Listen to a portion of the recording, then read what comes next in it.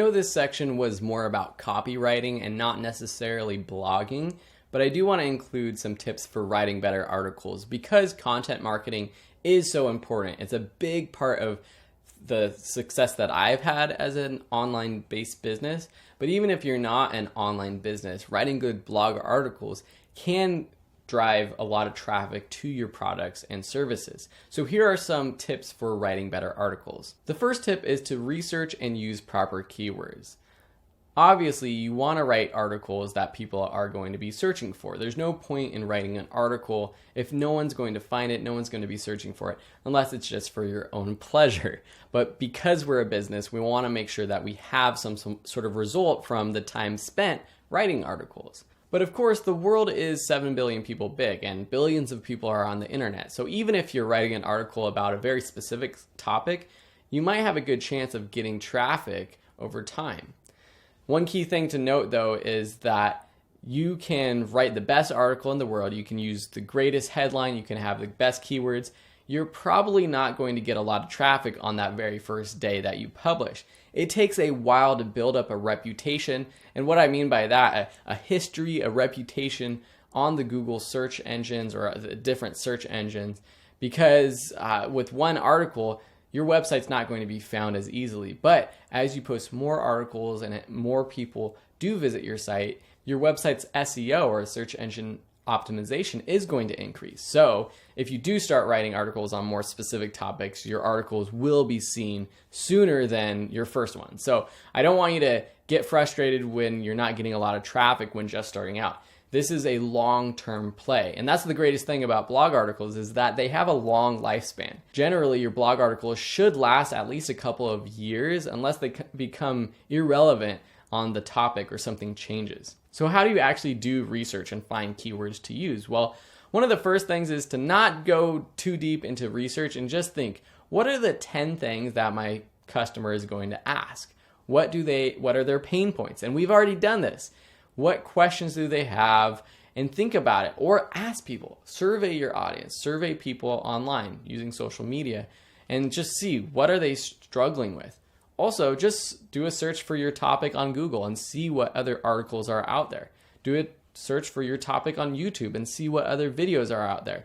You know, I don't want you to copy what other people are doing, but having an article about this topic or a video about each topic or each question under your own brand is a good idea. That's one of my strategies, is just finding what other people are making and doing it in my own style. Some next level keyword research ideas are using the Google Keyword Planner, and that's available if you have an AdWords account with Google. We're going to be going more over Google AdWords in the future, or just using Google Trends. If you search for Google Trends, they have a great tool that allows you to find what items are trending right now, what topics are trending. And you can even compare to other topics to see if, hey, do you want to write an article about this one, or this product or that product?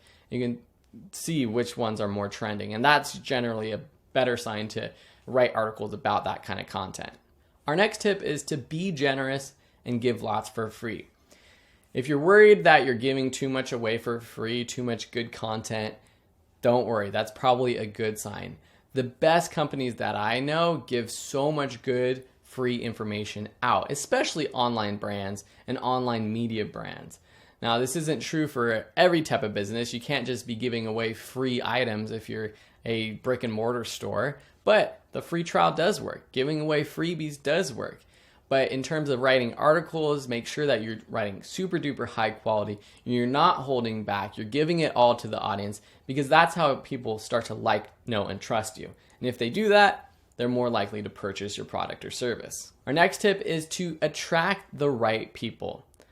We've talked about knowing your audience. It's just important to make sure that you're serving that specific audience. And if it's an audience that doesn't have money and isn't going to support your business and you can't build a business off of, well, you might need to pick a different audience. But make sure that you're attracting the right people who not only appreciate your content, but will actually eventually be a customer of yours. A few important things are your subject lines, intros, and conclusions in that order. A lot of people will only click on an article based off of the subject line. And once they do that, they'll read the intro and then skim down to the conclusion. So pay special attention when you're writing those intros and conclusions, because a lot of people won't read what's in between. So have your calls to actions, have links to other articles, or talk about your products or services in the intros and outros. Now, you don't want to make it too salesy. You don't want to make it always seem like a sales pitch, but make sure that you're giving them the option to take the next step. Include an email opt-in form at the end of your article, or even right after the intro. Include a little lead magnet that's specific to that article right after the intro. This is a great way to grow your email list. Another important tip is to build curiosity with the first sentence. People are reading your articles because they're wondering what it's about. They're wondering what you're going to say. So feed on that and build more curiosity. Ask questions. Make bold statements. Things that will make the reader say, that's interesting. I want to read more. And it's also important to break up text. Make sure you're using your headings, your other formatting tools like bullet points, lists, block quotes, images, photos. Use anything to make it a little bit more interesting and not feel like they're having to read an essay.